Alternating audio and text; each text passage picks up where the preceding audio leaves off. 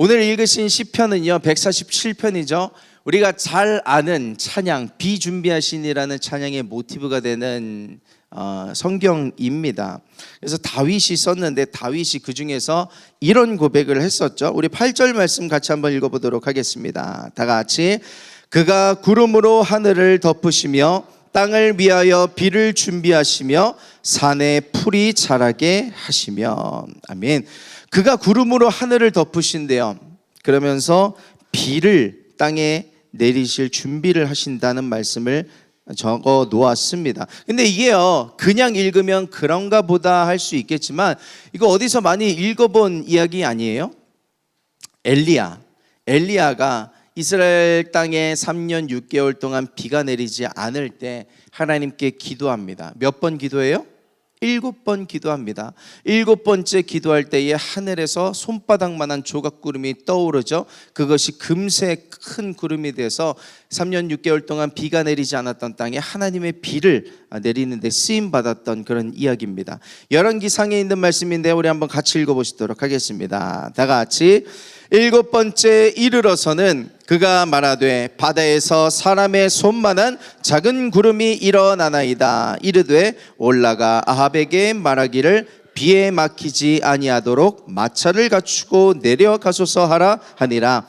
조금 후에 구름과 바람이 일어나서 하늘이 캄캄해지며 큰 비가 내리는지라. 아합이 마차를 타고 이스라엘로 가니. 여러분 이게 지금 누구의 이야기라고요? 누가 겪은 이야기예요?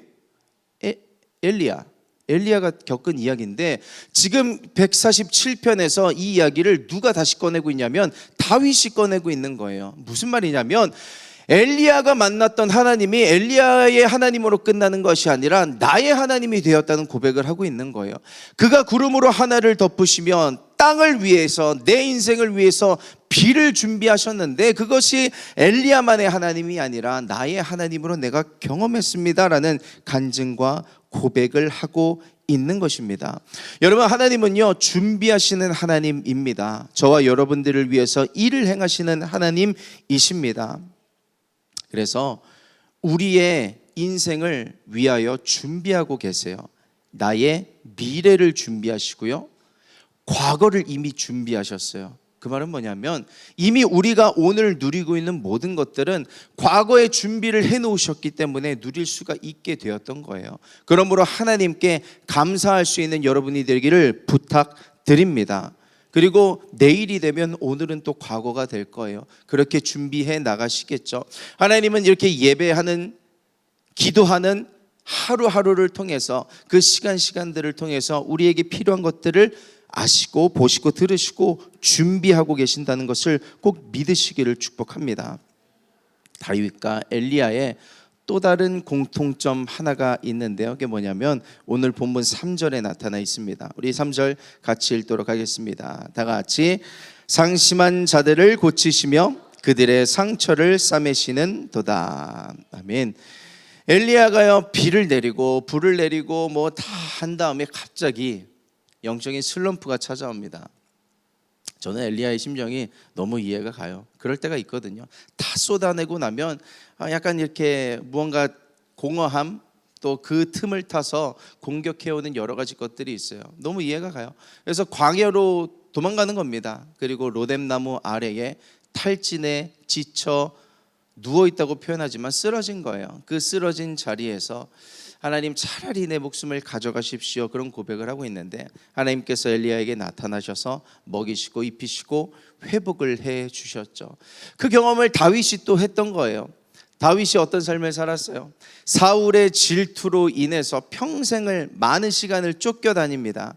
아니 뭐 돈을 꿨는데 못 갚았어요? 그냥 질투심 때문에 죽이겠다고 날뛰는 특수부대 풀어요, 저격수 풀어요. 그래서 뭐 유행이 있어도 못해요, 맛집이 있어도 가지도 못해요. 누릴 수 있는 게 아무것도 없는 겁니다. 어딜 가도 어딜 숨어도 가시밭길이에요. 근데 그건 차라리 날 수도 있어요. 다윗을 조금 아는데 다윗은 하나님을 사랑하는 열심이 있는지라 하나님을 뜨겁게 사랑하고 뜨겁게 예배하기를 기뻐하는데 모든 것이 다 갖춰지고 태평성대를 누리는 그때 왕이 되었을 때 남의 아내를 보고 남편을 죽이고 그 아내를 취하죠. 밧세바를 취하게 됩니다. 하나님을 사랑하지만 자신의 정욕으로 무너졌어요.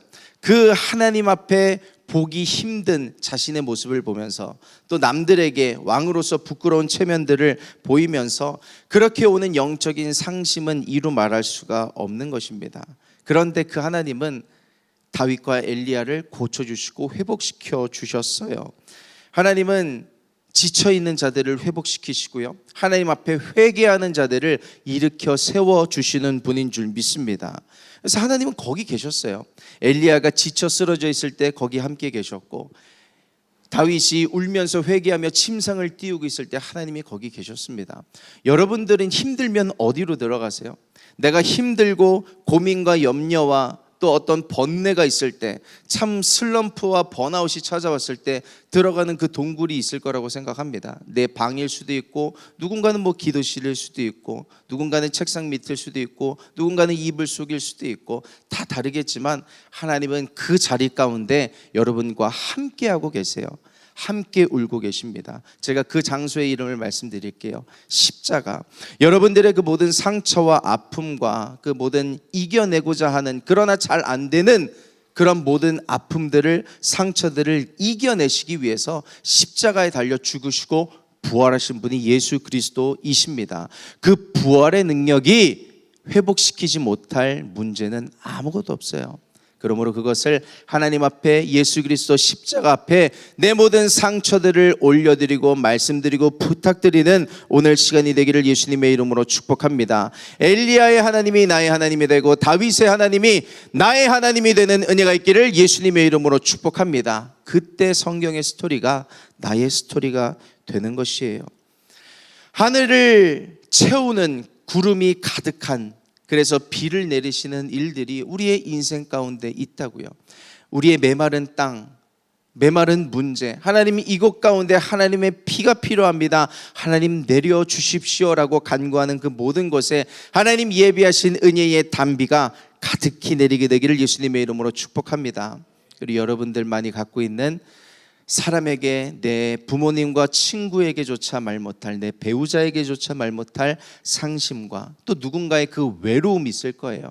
나만이 갖고 있는 그 아픔들 하나님께서 알고 계시고요, 여러분은 절대로 혼자가 아닙니다.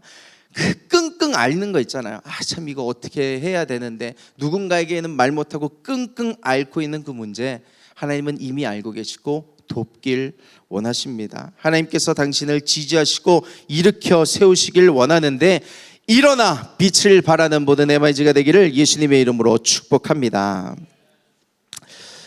4절에 다윗이 그런 고백을 해요. 우리 같이 읽겠습니다. 다 같이. 그가 별들의 수요를 세시고 그것들을 다 이름대로 부르시는도다. 아멘. 하나님을 보니까 별들의 수를 다 아시고 이름을 지어서 불러주시는 하나님, 이게 다윗의 고백이에요. 다윗이 형제가 몇 명인지 아세요? 8명입니다. 그 8명 중에 막내가 다윗이에요.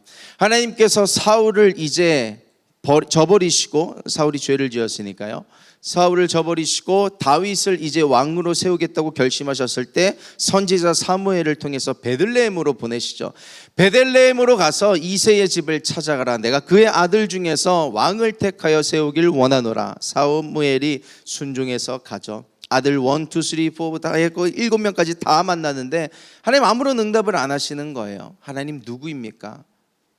당신의 아들이 이게 답니까? 아니요, 막내가 한 명 있는데 그는 양치는 자입니다. 그런 고백을 해요. 그 고백 안에 뭐가 들어가 있는지 아세요?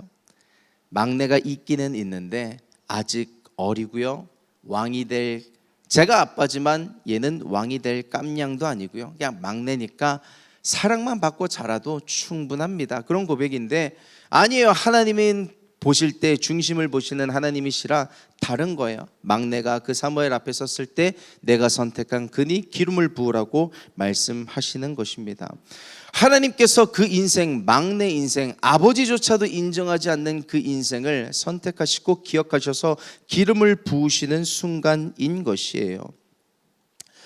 이 자리에 우리 많은 분들이, MIG 여러분들이 하나님 앞에 나와 있는데, 하나님이요 여러분을 알고 계시고요, 기억하고 계십니다. 이게 그냥 그런가 보다 하고 넘어갈 일이 아니에요. 온 세상을 지으신 천지의 창조주 하나님의 관심이 나를 향하고 있다는 거예요. 그 관심이 나를 세우고 내 앞길을 인도하실 줄 믿습니다. 그 다윗의 이야기는 저의 이야기가 되기도 해요. 제 고향이 어딘 줄 아세요? 충북 마산이요? 나사렛이요? 나사렛 아니고요. 충북 청주요. 청주입니다. 충청도 사람이에요. 제가 어려서부터 계속 청주에서 자라나면서 사실 지방 사람들은 그 지방 부심이란 게 있거든요. 청주하면 뭐 도청 소재지에 뭐 이만하면 됐지 뭐 인구 요만하면서 땅 요만하면서. 근데 그러면서도 한편에 그런 것들이 있죠. 내가 하나님을 위해서 살겠다고 다짐도 했고 또 하나님도 부르셨고 눈은 맞은 것 같은데 과연 내가 어떻게 쓰임 받을까 하는 한편의 의구심들. 난 가진 것도 없고 잘난 것도 없고 내가 어떻게 어디서 쓰임 받고 살게 될까? 그런데 지금을 보세요. 대한민국의 서울의 강남에 그것도 대치동이라고 하는 곳에 하나님께서 저를 꽂아주셨어요. 그리고 이곳에서 사역하게 하셨고요. 지난주에 여러분들 앞에서 공헌을 했지만 여러분들을 섬기게 된 것이 저에게는 영광입니다. 그것이 참 감사하고 특권이에요. 이런 곳에서 여러분들을 섬기고 사역하게 될 수 있었던 것이 뭐 이게 비교 의식은 아닙니다. 지방에서 사역하시는 분들은 좀 못 됐고 안 되고 그런 얘기를 하고 있는 게 아니에요. 잘 아실 거라고 생각을 합니다. 나를 기억하셔서 끄집어내셔서 하나님의 계획 가운데 그 퍼즐을 맞춰 놓으신 하나님의 계획과 섭리를 이야기하고 있는 거예요. 여러분들의 현실의 좌표를 보면 내 인생이 어떻게 될 것인가, 내 미래는 어떻게 될 것인가, 나의 결혼의 문제, 남들은 다 뭐 집도 있고 차도 있고 다 잘 살면서 살아가는 것 같은데 인스타 보면 다 그렇잖아요. 페이스북 보면 다 그렇잖아요. 나 빼고 다 잘 살아, 나 빼고 다 행복해. 내 인생은 그렇게 될 수 있을 것인가? 아니에요. 하나님의 관심이 우리에게 있기 때문에, 우리가 아니에요, 여러분에게, 당신에게 있기 때문에, 나에게 있기 때문에 그 하나님은 나의 아버지이신지라, 나의 하나님이신지라 반드시 책임져 주시고 우리의 인생의 판을 바꿔주실 분이 하나님이신 줄 믿습니다. 그래서 다윗이 그런 고백을 한 것 같아요. 시편 140, 오늘 읽었던 본문의 10절에서 11절입니다. 우리 다 같이. 여호와는 말에 힘이 세다 하여 기뻐하지 아니하시며 사람의 다리가 억세다 하여 기뻐하지 아니하시고 여호와는 자기를 경외하는 자들과 그의 인자하심을 바라는 자들을 기뻐하시는도다. 아멘. 여호와는 말에 힘이 세다고 해서 기뻐하지 않으신데, 근데 이 말이 사람이 하는 말이 아닙니다. 그래서 말 잘하는 사람 쓰신다가 아니라 이 말은 홀스예요. 뛰어다니는 말, 동물 말.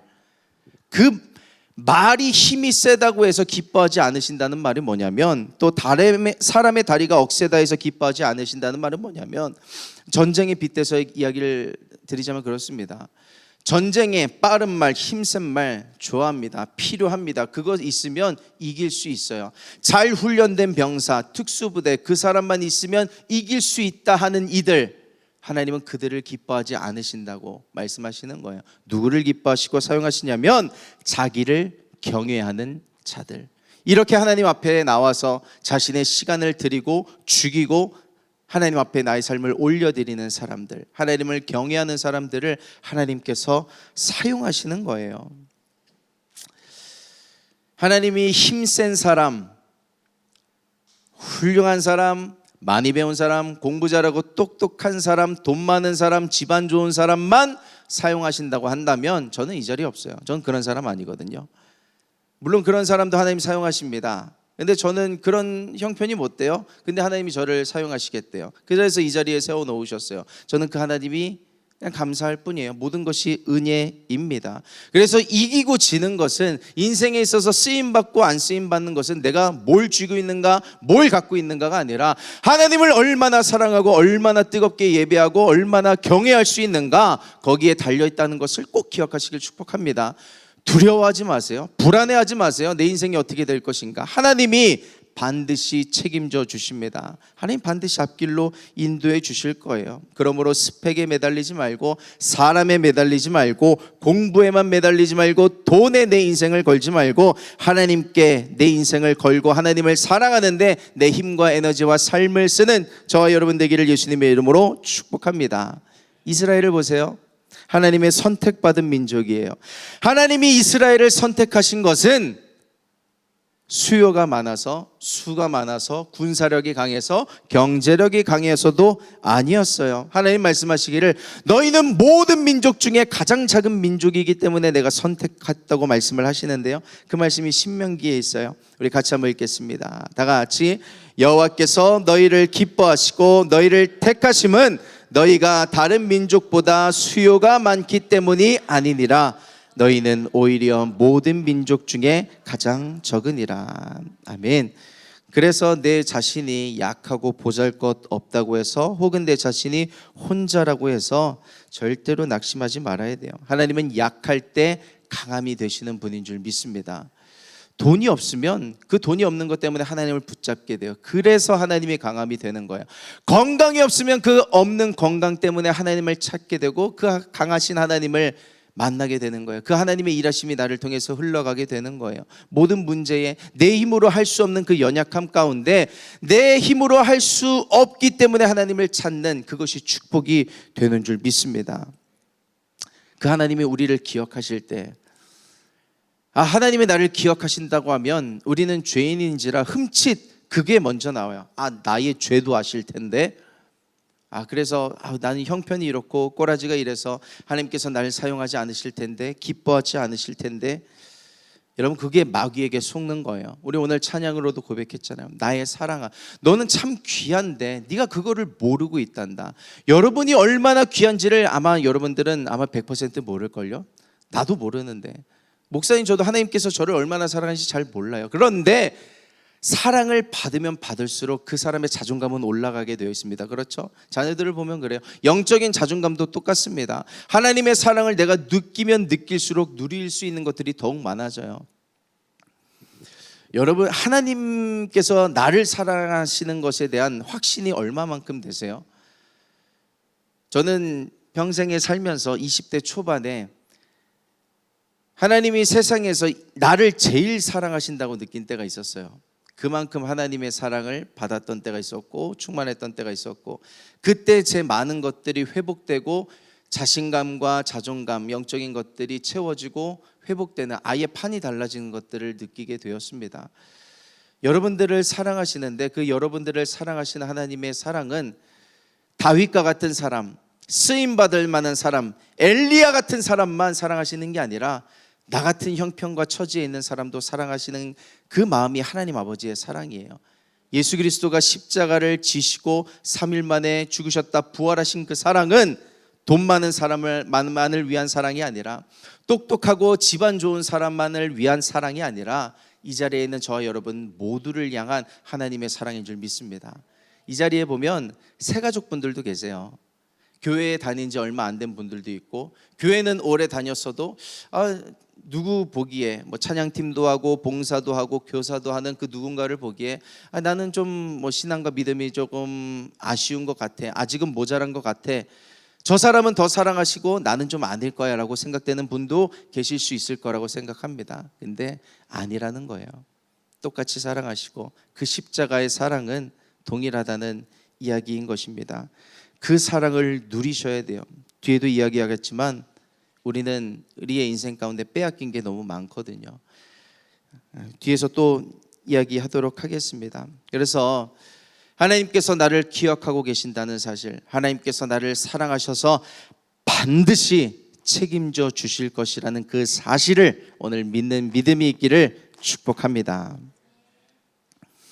다윗이 시편을 써내려가면서 우리가 12절까지 읽었지만요, 뒤에 이러한 고백들을 해요. 하나님의 권능과 하나님의 권한에 대한 이야기인데요, 우리 한번 같이 읽도록 하겠습니다. 다 같이. 그의 명령을 땅에 보내시니 그의 말씀이 속히 달리는도다. 눈을 양털같이 내리시며 서리를 재같이 흩으시며 우박을 떡 부스러기같이 뿌리시나니 누가 능히 그 추위를 감당하리요? 누가 능히 그 추위를 감당하리요?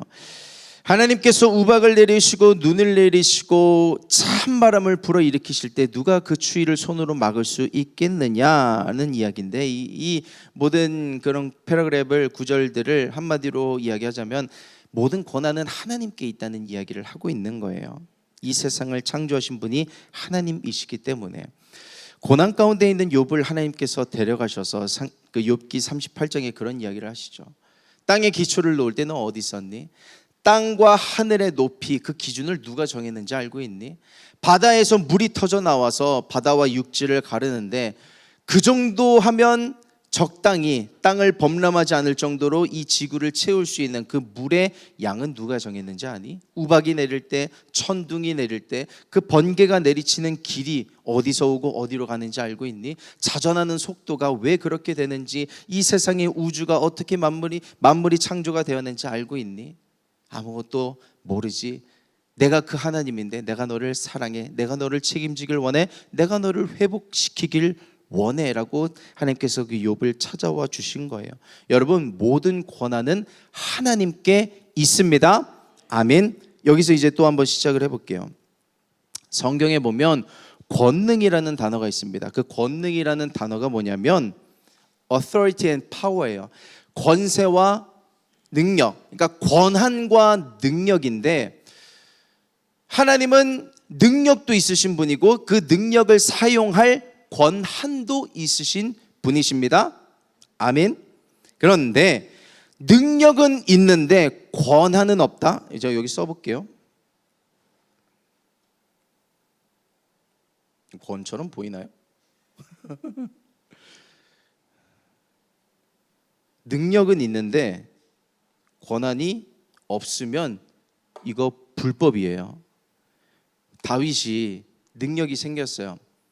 그런데 밧세바를 아내로 데려올 권한을 누가 줬어요? 없는 거예요. 근데 자신의 힘을, 능력을 마음대로 사용하다가 삐그덕거린 거잖아요. 근데 이게 원수 마귀가 하는 일이 그래요. 원수 마귀는 능력은 있어요. 사실은 그래요. 근데 권한은 없거든요. 내게서 그것을 빼앗아갈 권한은 없어요. 불법을 행하는 자가 원수 마귀인 거예요. 하나님만이 나에게 주실 수 있고 하나님만이 내게서 가져가 주실 수 있는데 중간에 사고가 난 거예요. 뺑소니가 난 거야. 사고치고 도망간 거야. 빼앗고 도망간 거고, 죽이고 도망간 거고, 부서뜨리고. 우리 집에 장난감 뭐 레고 만들어 놓은 거 있는데 하민이가 뭐 이렇게 부서뜨리면 모른 체 할 때 있어요. 왜 그렇지? 형은 뿔나고 화나고. 그런 일들이 있다고요. 내 인생에 빼앗긴 것들이 있는데, 물론 하나님께로부터 오는 시험도 있고 고난도 있습니다. 그런데 그때 하나님 탓만 할 게 아니라 원수마귀들이 행하는 일들이 있다고요. 생각해 보면 그런 것들이 있을걸요. 기도하는 시간을 빼앗겼어요. 하나님을 사랑하는 마음을 빼앗겼어요. 예배하는 열정을 빼앗겼어요.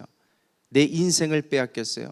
과거를 빼앗겼었고, 내 미래를 빼앗긴 듯하고, 현재를 빼앗긴 듯하고, 내 건강을 빼앗긴 듯하고. 여러분, 모든 권한은 하나님께 있습니다. 그리고 그 권한을 하나님의 자녀인 우리에게 주셨어요. 우리는 그 권한을 사용해서 빼앗긴 것을 다시 도로 찾아올 그 권한을 사용해야 되는 줄 믿습니다. 우리 요한복음 1장 12절과 마태복음 16장 19절 말씀 같이 합독하도록 하겠습니다. 다 같이.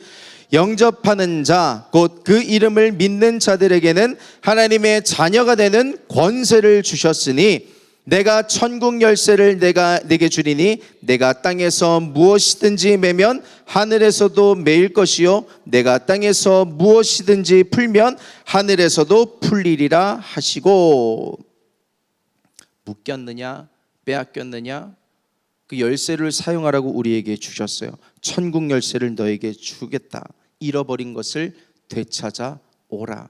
그 열쇠를 사용하시길 축복합니다. 그 열쇠를 사용하는 방법이 뭔지 아세요? 성령 충만이에요. 성령 충만하셔야 됩니다. 여러분, 우리가 지난주에 나눴어요. 일어나 빛을 발할지어다. 그 빛을 우리가 어떻게 발해요? 우리에겐 그 빛을 발할 수 있는 스위치가 없어요. 스위치를 누린다고 해서 빛이 나가는 게 아니거든요. 우리가 성령 충만할 때 내 안에 있는 불안들을 몰아내고 빼앗긴 평강을 되찾아오고 불투명한 미래 가운데 하나님께서 하실 것이라는 확신이 그냥 악으로 깡으로 믿어지는 게 아니라 성령 충만함으로 그냥 믿어지는 거예요. 그 오늘 본문 18절에 보면 이런 표현이 있어요. 그의 말씀을 보내사 그것들을 녹이시고 바람을 불게 하신 즉 물이 흐르는도다. 그것들을 녹이신대요. 녹이신다는 이야기는 그 전에 얼었다는 이야기예요. 이번 주에 있었던 이야기인데 참 안타까운 일이었어요. 자세하게 이야기를 나눌 수는 없어도 우리 한 교회 성도님께서 연락을 주셨는데 본인의 이야기는 아니고 본인이 교회로 데려오기 위해서 기도하고 있는 한 가정인데 너무 자세하게 말할 수는 없지만 그 가정이 얼어붙어 버렸어요. 정말 말 그대로 얼어붙어 버려서 그 어머니의 표현을 빌리자면 자식을 이제 영원히 못 볼 거라고 생각을 하신 지경까지 이르렀어요. 그래서 기도해 달라고 연락을 주신 거예요. 형편을 듣고 사정을 듣고 기도했습니다. 하나님 그 딸을 돌려주십시오. 이게 객관적으로 사실은 보면 이제 영원히 만나지 못할 그런 상황일 수도 있었는데 믿음으로 기도했어요. 하나님 그 딸을 돌려주십시오. 그 영혼을 불쌍히 여기 교회를 안 다녀요. 그 가정이. 그 딸을 돌려주십시오. 되찾게 해주십시오. 얼어붙은 그 문제가 풀어지게 해주십시오. 하나님 그 인생의 목자가 되어주셔서 그 음성을 듣고 나오게 해주십시오. 정말 불가능한 상황에서 하나님께서 그 일들을 회복시켜 주셨어요. 불과 몇 시간 만에. 이건 며칠이 될 거다. 이건 정말 짧아도 몇 주가 될 수 있는 상황이었거든요. 근데 하나님 몇 시간 만에 해결을 해주셨어요. 이게 저의 기도에 능력이 있다는 이야기를 하는 게 아니라 하나님의 일하심이 얼마나 능력이 있는가를 이야기하는 거예요. 그래서 믿지 않는 그 부모님의 어머니의 입에서 신은 정말 계신가 봐요 라는 이야기가 나온 거예요. 여러분들의 인생 가운데 빼앗긴 문제들, 얼어붙은 문제들 가운데 성령의 불을 보내고 내뱉고 하나님의 예수 그리스도의 이름의 권세로 그 모든 묶인 문제, 얼어붙은 문제를 녹이고 열고 되찾아오는 은혜가 있기를 예수님의 이름으로 축복합니다. 그러니까 아까 예배 시작할 때 잠시 얘기했던 부분이긴 한데 내가 뭐를 잃어버렸는지도 모른 채로 살아가는 이들이 있어요. 분명하게 알고 있다면 그것 또한 축복일 수 있고요. 여러분 빼앗긴 거 빼앗긴 채로 내버려 두지 마세요. 내 인생에 없는 거라고 생각하지 마시고 빼앗긴 것 잃어버린 거를 되찾는 권한을 사용하는 은혜가 있기를 예수님의 이름으로 축복합니다. 소매치기의 전형적인 수법이 그러죠. 부딪히잖아요. 우당탕탕하면서 정신없는 사이에 뺏어가잖아요. 코로나가 지나면서 많은 것들을 빼앗긴 사람이 있을 거예요. 그거 다 불법입니다.